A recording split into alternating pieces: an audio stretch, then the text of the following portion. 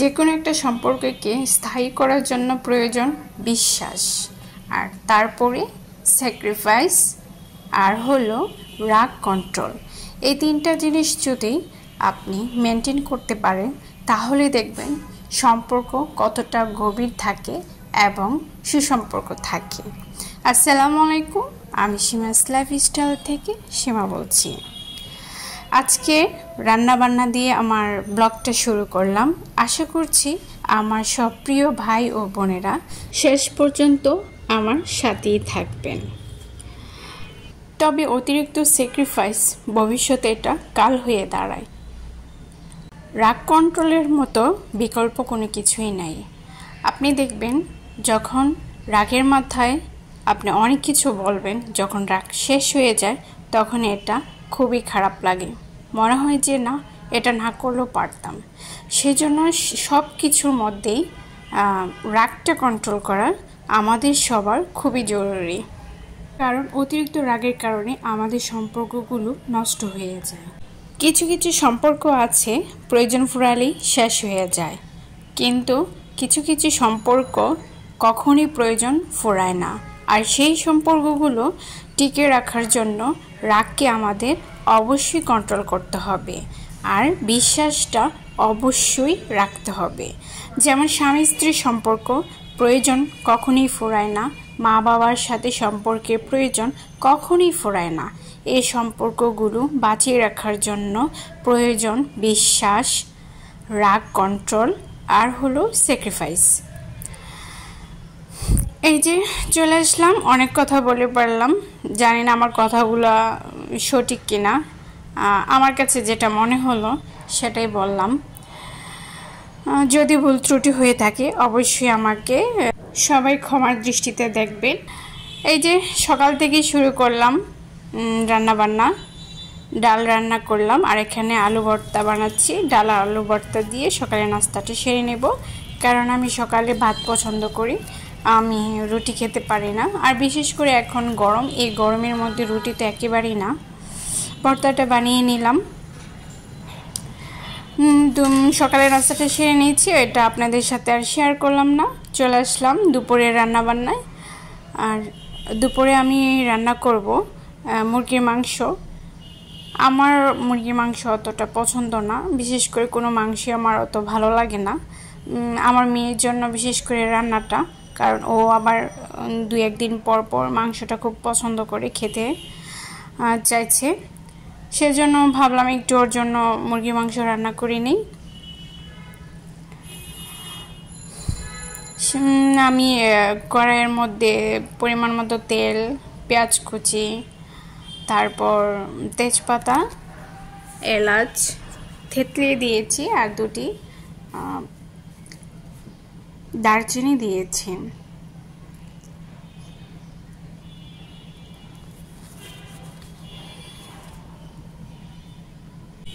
দিলাম 1 চামচ রসুন বাটা, আদা বাটা, একে একে সব রান্নার মশলাগুলো দিয়ে দিলাম। আমরা সবাই জানি মাংসের মধ্যে সাধারণত কী কী মশলা লাগে, গরম মশলা সব কিছুই দিয়ে আমি কষিয়ে নেব। কথা দিয়ে মানুষকে কষ্ট দিতে নেই, কারণ কথার আঘাত মায়ের আঘাত চেয়ে অনেক কঠিন। মায়ের আঘাত যতক্ষণ ব্যথা থাকবে ততক্ষণই মনে থাকবে, কিন্তু কাউকে কষ্ট দিয়ে, কথার মাধ্যমে কষ্ট দিলে সে আঘাতটা মনের মধ্যে অনেক দিন থেকে যায়। তাই চেষ্টা করব অবশ্যই মানুষকে অতিরিক্ত কষ্ট দিয়ে কথা না বলা। আমার রান্নার প্রসেসটা যদি আপনাদের ভালো লাগে অবশ্যই কমেন্ট করে জানাবেন।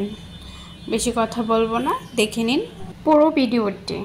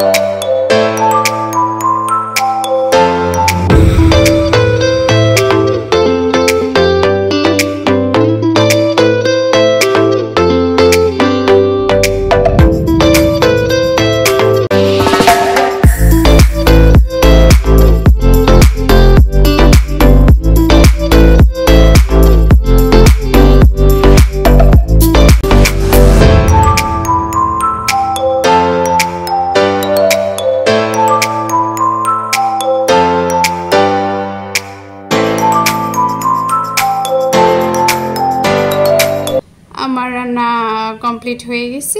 এখন এটা একটা বাটিতে সার্ভ করে নেব। দেখুন কতটা সুন্দর হয়েছে, কালারটা জাস্ট ওয়াও। খেতেও খুব ভালো লেগেছিল। আলু কুচি দিয়ে রান্না করেছি। রান্নাটা কেমন হলো অবশ্যই কমেন্ট করে জানাবেন। আর সবার প্রতি আমার অনেক অনেক দোয়া এবং ভালোবাসা রইল। আশা করছি সবাই আমাকে সাপোর্ট করবেন, সামনে এগিয়ে যাওয়ার প্রেরণা দিবেন। আজকের মতো এখানেই ভিডিওটা শেষ করছি। সবাই ভালো থাকবেন, সুস্থ থাকবেন। আল্লাহ হাফেজ।